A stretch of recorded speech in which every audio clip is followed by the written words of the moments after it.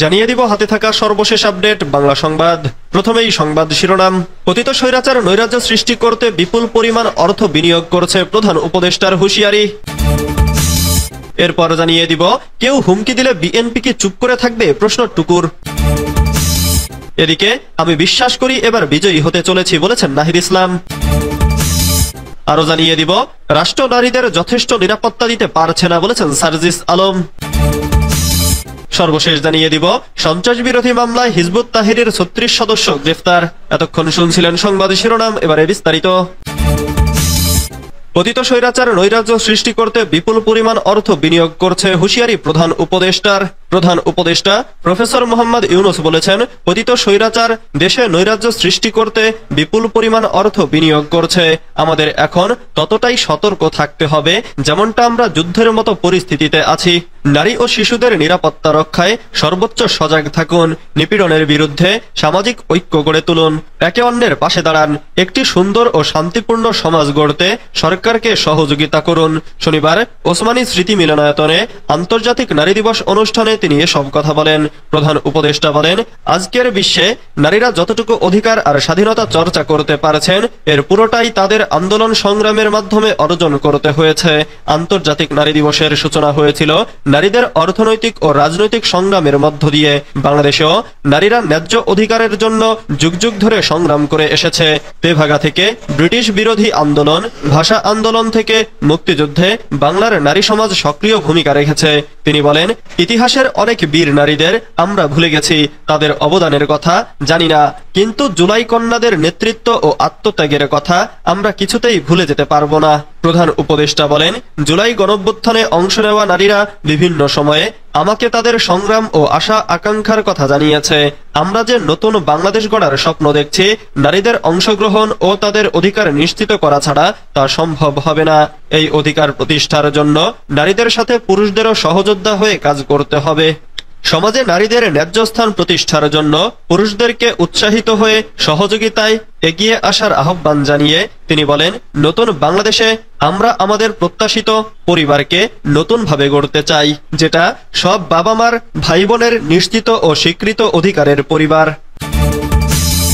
কেউ হুমকি দিলে বিএনপি কি চুপ থাকবে, প্রশ্ন টুকুর। ছাত্রদের নতুন দল যদি হুমকি ধামকি দেয় তাহলে বিএনপি চুপ করে বসে থাকবে কিনা, এমন প্রশ্ন রেখেছেন দলটির স্থায়ী কমিটির সদস্য ইকবাল হাসান মাহমুদ টুকু।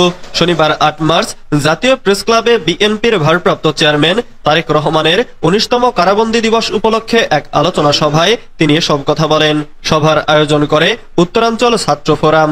জাতীয় নাগরিক পার্টির নেতাকর্মীদের উদ্দেশ্যে তিনি বলেন, দল করে যদি হুমকি দাও যে এটা না হলেও ওটা হবে না, ওটা না হলে এটা হবে না, তাহলে আমরা যে এতদিন দল করে এত বড় একটা দল তৈরি করেছি, তাহলে কি আমরা চুপ করে বসে থাকবো?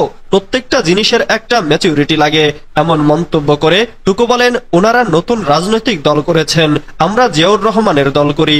শহীদ জিয়া সবসময় বহুদলীয় গণতন্ত্রে বিশ্বাস করেছেন। একজন জেনারেল কিন্তু ক্ষমতায় গিয়ে সবচাইতে গণতান্ত্রিক চেহারা দেখিয়েছিলেন। আওয়ামী লীগের মতো দলকেও উন্মুক্ত করে দিয়েছিলেন। তিনি আরো বলেন, তারেক রহমান দেশে আসবে, নির্বাচনও হতে হবে। জনগণ, রাজনৈতিক নেতৃবৃন্দ সবাই মিলে এ আন্দোলনকে বিস্ফোরণ ঘটিয়েছি। ভারতের অঙ্গরাজ্য আসামের ছাত্রদের ইতিহাস ও প্রসঙ্গ তুলে ধরে ইকবাল হাসান মাহমুদ টুকু বলেন, আসামের ছাত্রদের দ্বারা গঠিত সরকার বেশি দিন টিকতে পারেনি। ভারতের আসামে একবার কংগ্রেস ক্ষমতায় ছিল, তখন আসামের ছাত্ররা আন্দোলন করে সেখানকার সরকারের পতন ঘটিয়েছিল। পরে আসাম অধিকার পরিষদ নামে একটি ছাত্র পরিষদ করেছিল।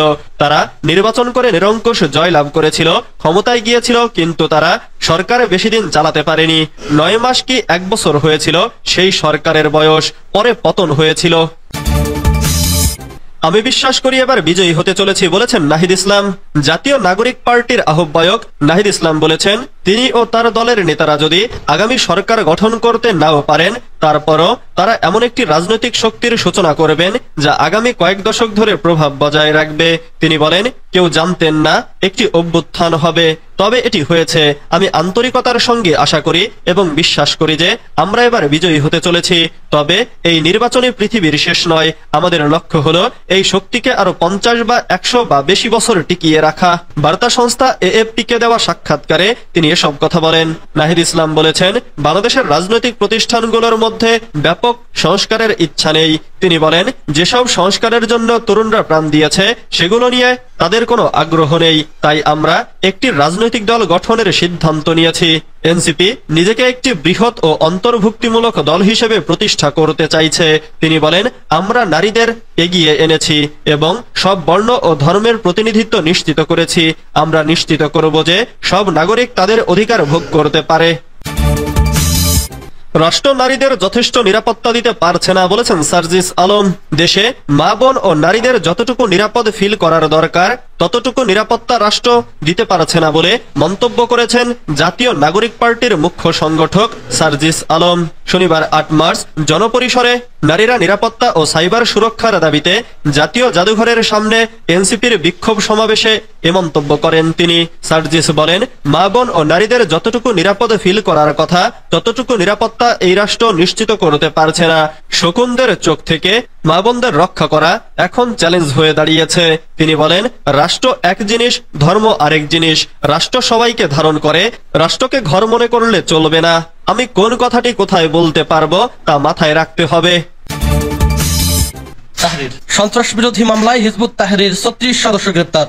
দেশে গত শুক্রবার থেকে নিষিদ্ধ সংগঠন হিজবুত তাহরির অন্তত ৩৬ সদস্যকে গ্রেপ্তার করা হয়েছে।